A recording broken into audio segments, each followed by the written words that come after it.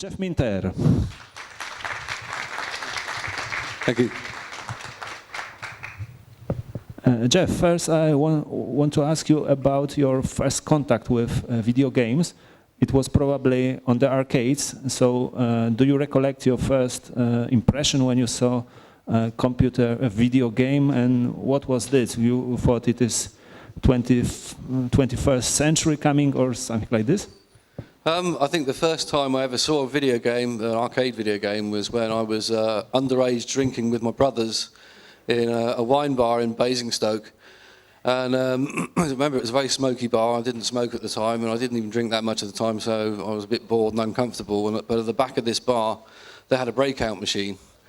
And so I went up and I was rubbish at it, but it was quite fascinating. But I didn't really get the bug at that point. What really tipped me over the edge, I think, was going to a travelling fair, which used to come to the village where I lived once a year.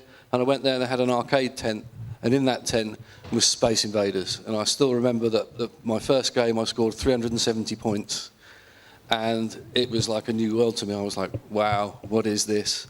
I mean, at that point, I had no idea that that was something that I would ever be able to do as an individual. It was just something, you know, a magic box, really, which was fascinating. But I never had the idea that I could one day end up creating these things.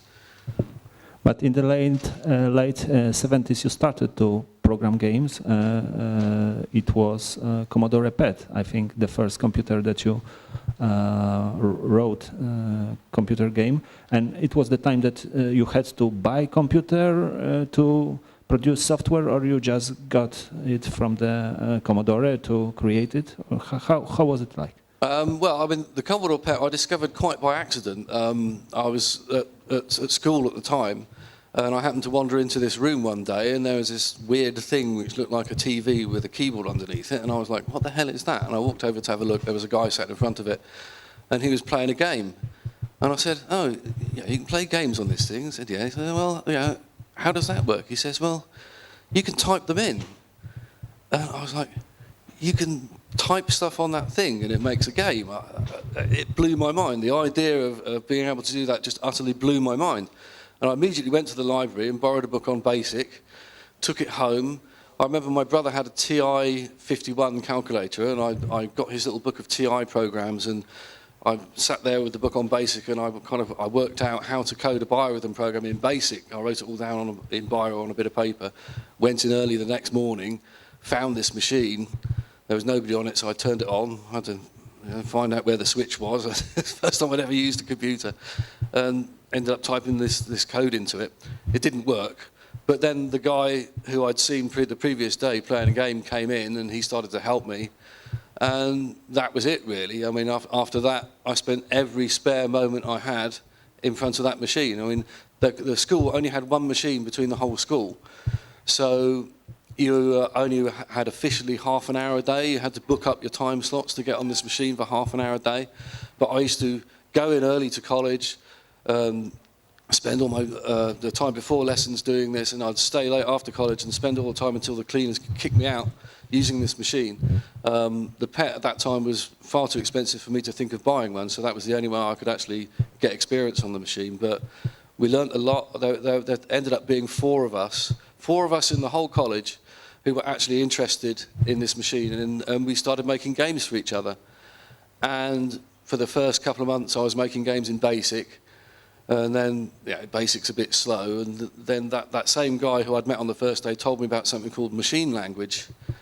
And I was like, okay, maybe I need to learn this machine language. And so after a while I went to hex, basically entering hex codes, and learnt to program the Commodore PET in machine language. And then to your homeland came Sinclair Research. And do you recollect the moment that you heard for the first time that ZX80 or ZX81 is on the market, and how it was? Well, I remember being at home on my own. My parents had gone out, and I was watching something on the news. And just at the end of the news, there was a little piece about this man who'd made this cheap little computer, and he held it up, and it was this tiny little white thing, and how it was going to be available for 100 quid.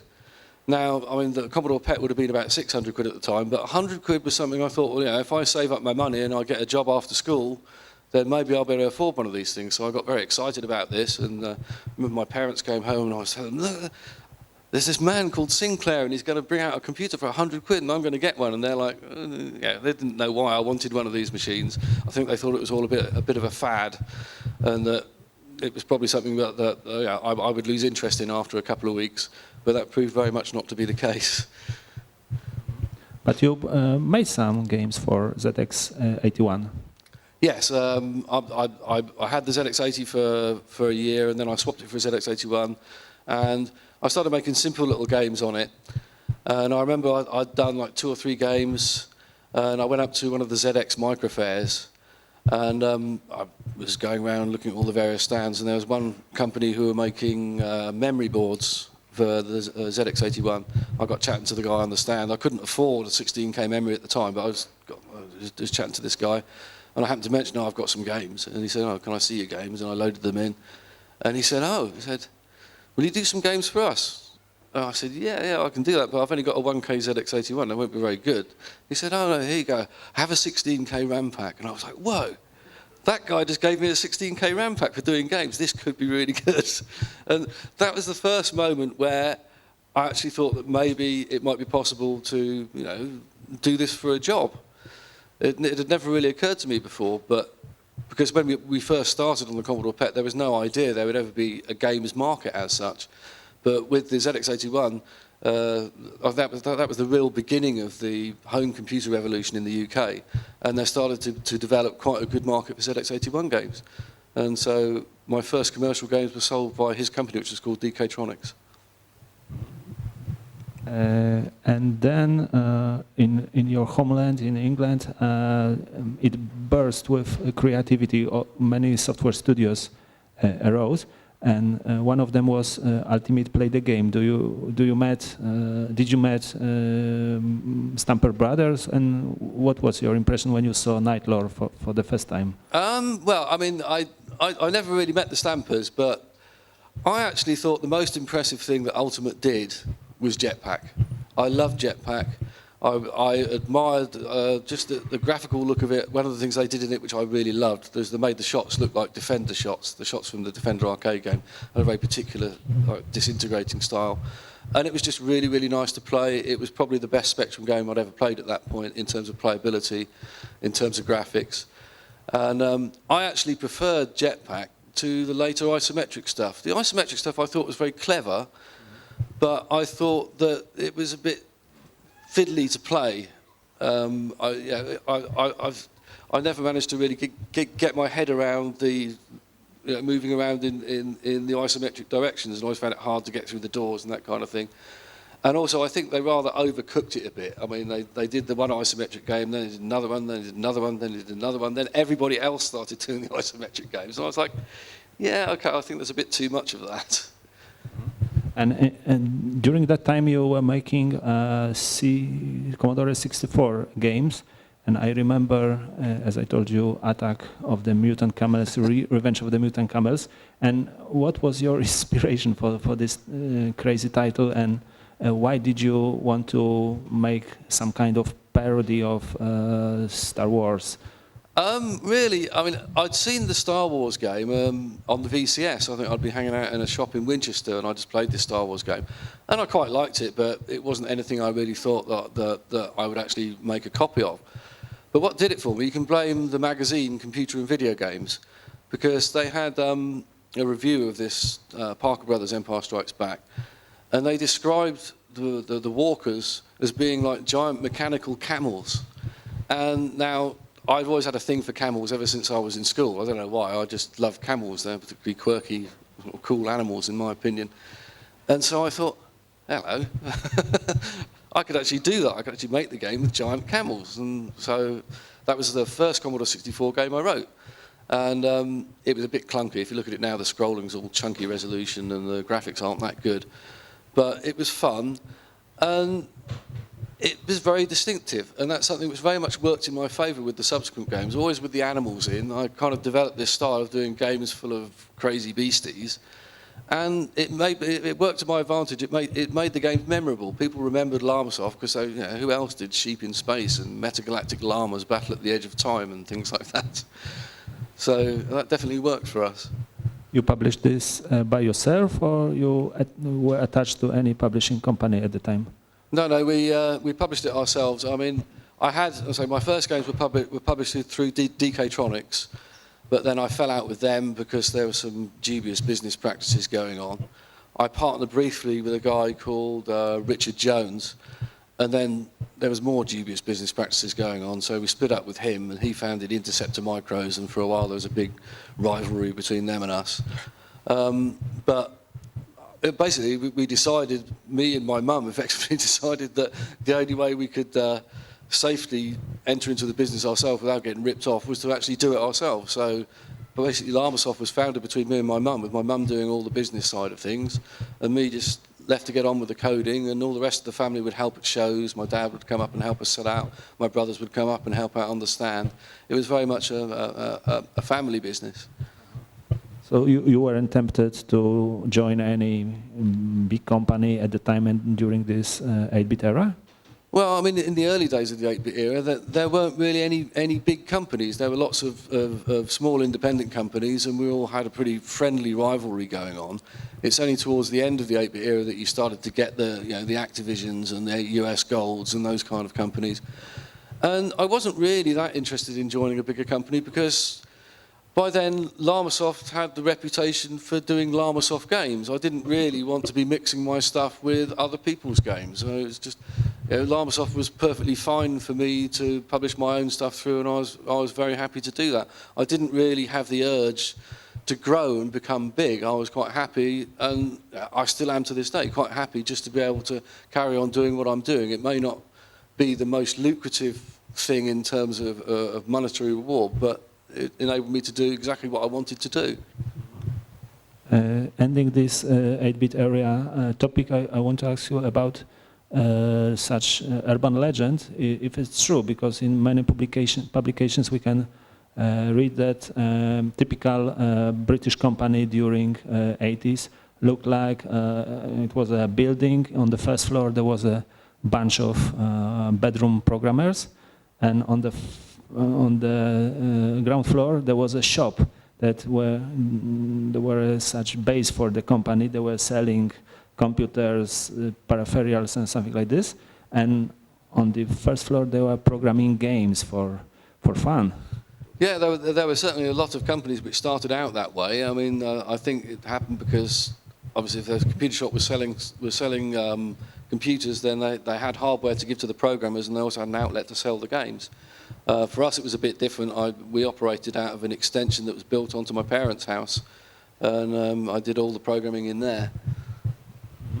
And how do you remember this end dusk of 8-bit era? The first signs that you caught that this is the end of this phenomenon.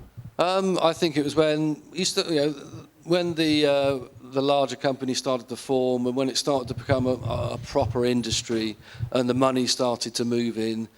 At that point, I realised things were changing, and things would probably never be the same. I remember getting quite depressed about it at the time, because it had been a really, really fun time to be in the business. As I said, although there was rivalry between us all, there was also a great sense of camaraderie. I mean, we'd all hang out together at the shows and go and have drinks together, and it was a more innocent time, I think, really. And once it became more of a business, a lot of that kind of sparkle and fun went out of it. But I was stubborn, so I just kept doing Armus Off the same way that we'd always been doing it, and hoped that I'd be able to carry on enough, do well enough to continue to make it work. So one day when you got Amiga, you just left your Commodore 64 and started to learn Amiga, or how?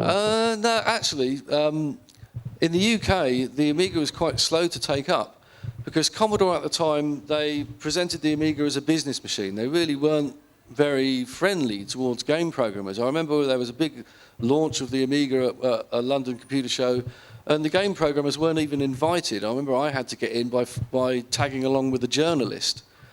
Whereas Atari, when they came out with the ST, were only too keen to get us machines as soon as they could get us machines and get us started. So although I did get an Amiga 1000 and I loved it, But most of the work I was doing at that time ended up being on the Atari ST, and it's only when the Amiga 500 came out. Also, the Amiga 1000 was quite a lot more expensive than the Atari ST. So it only really started to take up in Britain when the 500 came out, and then over the course of the next year, the Amiga eventually ended up overtaking the ST and becoming the #1 game machine. But most of my stuff that I did in the 16-bit era was actually done on the ST, and although I did some Amiga games, they tended to be ports of the ST games, and as such, they didn't really use the features of the Amiga that well. They were just shoveled over from the ST to get them working. In fact, I think, ironically enough, the first Amiga conversion I ever did was for Atari. Because Atari started up a software label and they asked me to do a couple of games for them, and they wanted Amiga versions. So I only really got into the Amiga because Atari asked me to. When we were talking yesterday, you mentioned that you had some business with the Camels. So it was probably the end of 80s that you were recognized by them, and you helped to produce games on Jaguar. Yeah, I've actually worked on quite a few different Atari systems. So I first started to develop a relationship with Atari when, as I mentioned, they were getting me to do some games on the ST and the Amiga, and through them I then got to work on the Atari Falcon. When the Falcon came out, they said, "Can you do us some games on the Falcon?" And so one thing I absolutely always love is working on new and prototype hardware, so of course I said yes to that. So I did a game called Armus Off on the Falcon, and then they told me they were working on a game console called the Panther, and would I like to work on that console? And I said yes, of course I would, because I love working on prototype hardware. So I worked for a couple of months on the Panther, and then the Panther was cancelled, and I was like, oh dear, that's a bit of work down the drain there. But they said, don't worry about it, because they've got a much better console coming out that's going to be called the Jaguar. And so I said, oh yeah, I'm definitely interested in doing some work for that.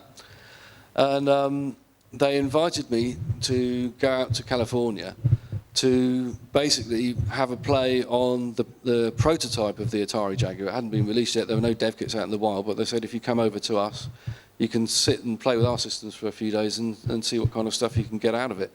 So I got there, and I was quite tired and jet lagged for the first couple of days, and they took me up to this secret room in Atari, and you had to have a special pass to get in.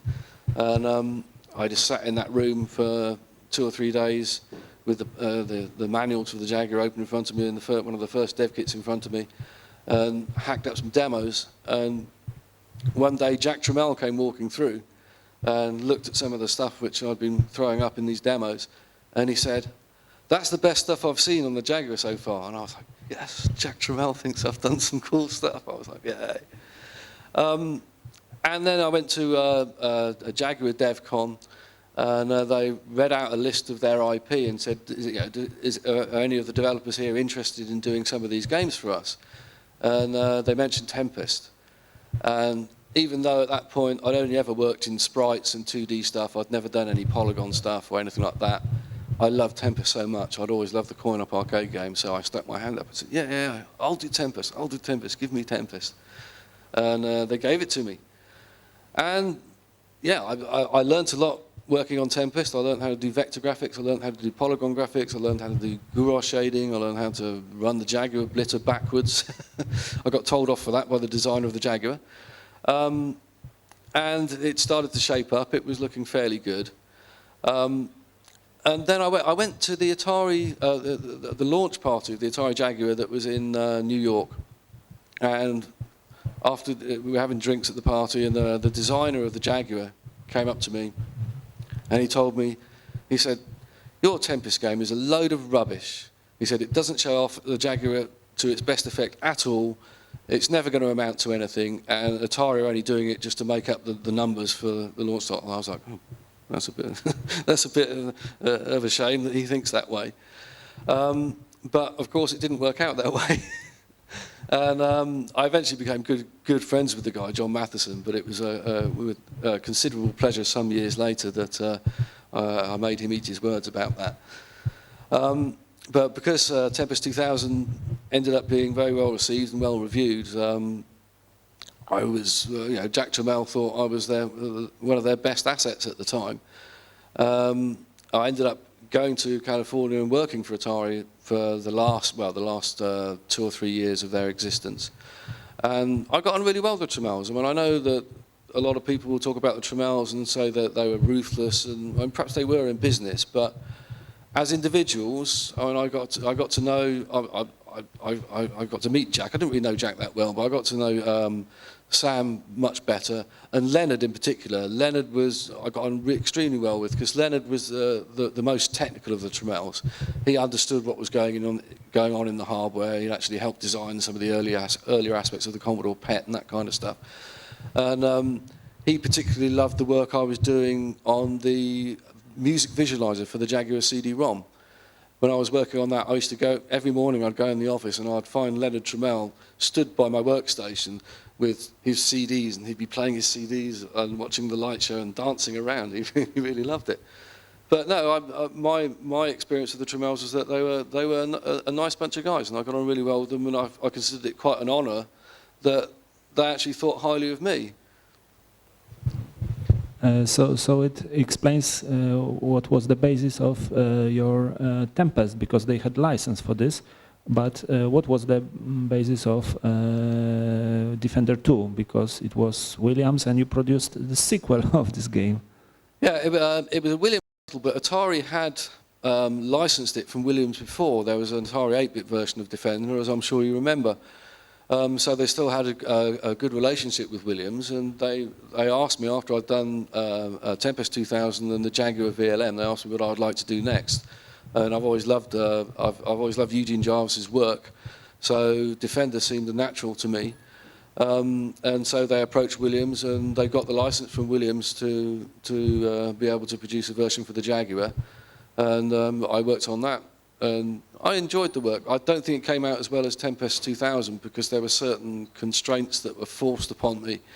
It was a bit different being an employee than when I'd been freelance. I think they felt they could lean on me a bit harder to push the game in a direction which they wanted it to go in, which I didn't necessarily want it to go in. So it ended up not being as good a game as Tempest 2000 by quite a long way. It's still okay, and I'm proud of the work, but I don't think it's my best work. But it was nice because I also got to have a working relationship with Eugene Jarvis. I would send builds over to him, and he'd critique them, and we'd talk back and forth. And that, again, to me was quite an honour, because Eugene Jarvis, to me, is like my main influence. If I have a design guru in video games whose work I absolutely adore, and which I think has influenced me the most, it would be Eugene Jarvis. After New Millennium, Atari was dead, and you joined another platform. It was fascinating for me because you started to produce games for Xbox 360. How it was? Yeah, well, I think before we go on to the Xbox 360, we should remember the Neon, because when Atari went tits up, some of the engineers who had designed the Jaguar decided they wanted to do this new console. Well, it wasn't really a console. What they wanted to do was make a DVD decoder chip, which was also capable of playing games. And it sounded very interesting, and they offered me the chance to come on board, and I had the opportunity to actually be involved with the whole process of designing a chip, and I'd never done that before. And so when Atari broke up, at one point I had Activision who were trying to get hold of me, so I had the choice of going to Activision or going to VM Labs. And I'm sure, looking back, going to Activision would have been the better financial choice for me. But I actually ended up really enjoying my time at VM Labs, and although they ended up being probably about a year late to market and it didn't really work out, I still very much enjoyed my time there, and it was very interesting. It was probably the most interesting chip to program that I've ever programmed on. It was basically an array of processors, an array of what they call VLIW processors, very long instruction word processors, which in some way prefigured the way that shaders work now. So it was quite new and interesting technology at the time, and I enjoyed my time there. And they looked after me well, but it's just a shame it didn't work out.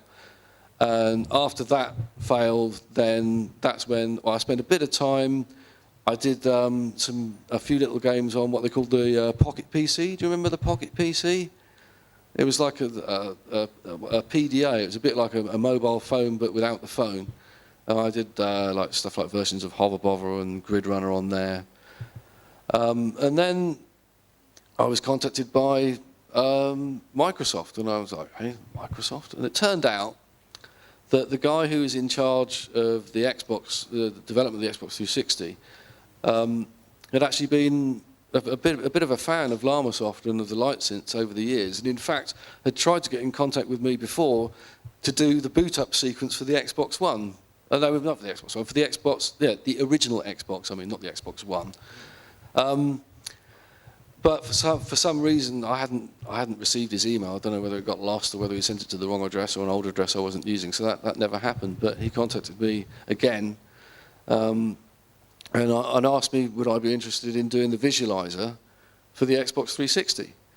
And of course, the other thread to my work over the years, I do video games, and I've also done these visualization programs. I've been doing those since 1984. So the opportunity to actually get some work of that nature built into this console that was going to sell millions and millions was really irresistible to me. So I ended up working on early prototypes of the Xbox 360, that were actually based around Apple G5s, and ended up doing the visualizer for that, which was a great experience. At one point, we went out to the completion party for the Xbox 360 team, and they flew us out there. And we gave a light synth performance on a big screen out there. It was really good. I was just amazed that this guy Jay Allard was such a fan of Armus Off, because I wouldn't have expected a guy like that to have even heard of us. Jay Allard was a good Jay fan? Allard. Yeah, he loved it. He was the guy who got us into it. And then we went on to do Space Giraffe, of course, on Xbox Live Arcade. But then, as often happens, the mood kind of shifted inside Microsoft. The people who'd been there when we started engaging with them all left, and a new set of people came in. And Xbox Live Arcade, which had originally been sort of mooted as this place where indies could put smaller games out, sort of became something else, and they wanted to push the indies onto the XNA stuff. And so we kind of fell out of the relationship with Microsoft at that point. And tell us about more recent times. I mean, your attachment to iOS system and your Minotaur project. Oh yes, well, I thought that at the time that it might be an idea to try and get into mobile, since it was a very easily accessible platform, and started doing some games on there, and I actually really enjoyed it. I was a bit dubious at first because I hadn't really played any games on mobile that I thought had decent controls. Getting controls right on the touchscreen is something that's quite tricky, and virtually nobody was getting it right at that point. But I considered it quite an interesting challenge to have a go and see if I could do something better. And so I started working on there. I started out with a little game called Minotaur Rescue, and it went down. Yeah, it was well reviewed. Put it this way: everything I did on the iPhone was well reviewed. If you look at the user reviews, even now, they're all like 4.5 stars plus. We got very good critical reviews on the review websites like Pocket Gamer and things like that. But the trouble with mobile is that it seems that marketing and publicity is more important sometimes than the quality of your game design. And I've never been particularly good at publicity. I've never been particularly good at jumping up and down and blowing my own trumpet. And we didn't really have anybody available to do that kind of stuff for us. So I ended up working on mobile for a couple of years. I think I did 9 games in total, all of them excellently reviewed. But it ended up costing me money in the end, and I thought, no, I just can't carry on doing this. It's simply not working for me, which was a bit of a shame. But again, I'm still proud of the work which I did on there. But for me, it wasn't a commercially viable thing. I mean, it felt like it felt like I'd be more successful doing the lottery than I would by continually battering my heart against the wall, trying to make money on the iPhone. So when the opportunity presented itself, I left it behind. What was the last game that you were playing and you enjoyed it? The last game that I played and enjoyed, recently? Because you can add mods to it. I don't run many mods because I don't want to alter the basic nature of the game, but I run higher resolution. I think I run higher resolution textures. I run more cows. There's a mod that gives you more cows.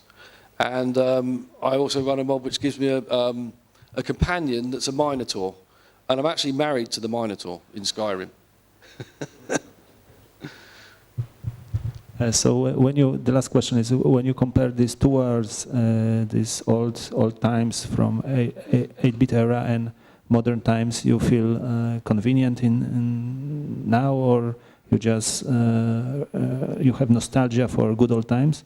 Well, I mean, I will always love the 8-bit era because we had so much fun back then. I mean, it was all so new and it was just so exciting, and all these nerds were just able to suddenly rise up and out of nowhere build an industry, and it was just a fantastic time to be involved with that. I sometimes think, would I go back? And the answer to that is probably no, because although those times were fantastic and it was a lot of fun, if you look at what you can do now with hardware, I mean, the hardware is so powerful, it's miraculous. I mean, I remember like the early 90s attempts at virtual reality. I had some friends who worked in fairly big VR companies back then, and I tried out some of the poshest kit, and it was very, very expensive and also completely rubbish. And now virtual reality has suddenly become really, really good and really cheap. I wouldn't want to leave that behind. I mean, I still am tremendously excited by the opportunity to work on new hardware. I love being on the prototype, on the cutting edge, just because I've always been fascinated by this technology and I always want to see what's next. And so, going forward, I think it's fantastic that I'm currently working on a Sony Morpheus project, and I get to work on this stuff every day. And when I think of just the ground that I've covered over the years, from the first days sitting in front of a Commodore PET to working on the Sony Morpheus every day and everything in between, it's been so interesting.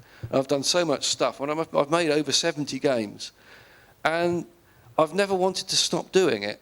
I know a lot of the old coders from back then, they've either gone into management or gone into academia, and they've kind of left it behind.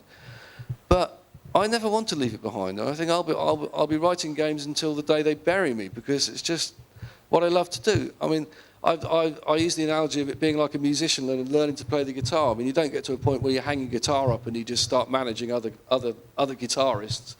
You want to play the guitar yourself because it's your art. And to me, writing games, it's my art. It's how I express myself. It's what I will always love to do. And I can't ever see a day where I'm going to give it up. I see. Okay.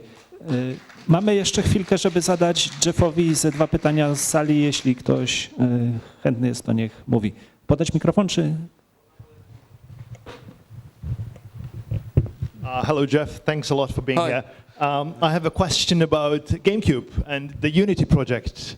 Oh yes, Unity. Which somehow disappeared, and I'd like to know what happened with this. Basically, I mean, Lion had asked me if I'd like to collaborate with them and do a game. I said yes, I would, and we went down and talked about this stuff. I was going to do it on the GameCube. And really, I think I just bit off more than I could chew. The idea I had was for stuff with a lot of procedural generation. It was going to have like genetic algorithms and stuff in it. It was a very big project for one guy to be doing at that time. And by the time I'd been on it about a year and a half, I was still probably only about halfway through development, and we just agreed that it probably wasn't worth carrying on, because by that stage it was not going to make back the money which they'd invested in it, so we just decided to drop it. And it's a shame. I mean, as I say, I've made over 70 games, and I think that's the only one that has failed to launch.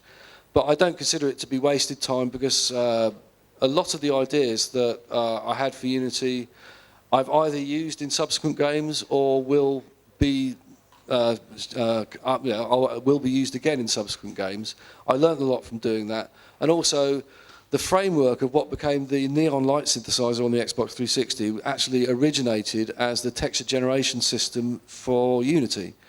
So yes, I do think it's a shame that it never came out, but I was glad of the opportunity to at least try, and I'm pleased that I managed to salvage something from it and still consider it to be time well spent.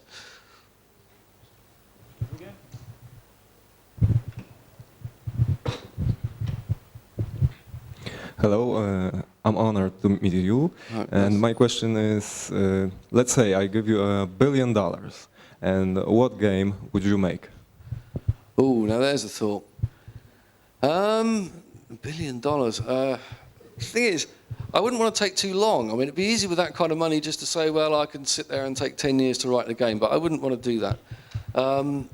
I think if I had $1 billion, I would buy Atari's entire back catalogue and spend my time going through those and making updates of those and putting them in virtual reality and that kind of stuff. And what I didn't program, I would give away and let everybody else work with, because I think some of those IPs are absolutely wonderful, and people should be able to make their own versions of those games and learn from them. Thank you very much.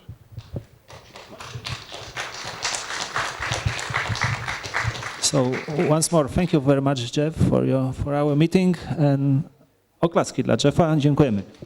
My pleasure. Thank you.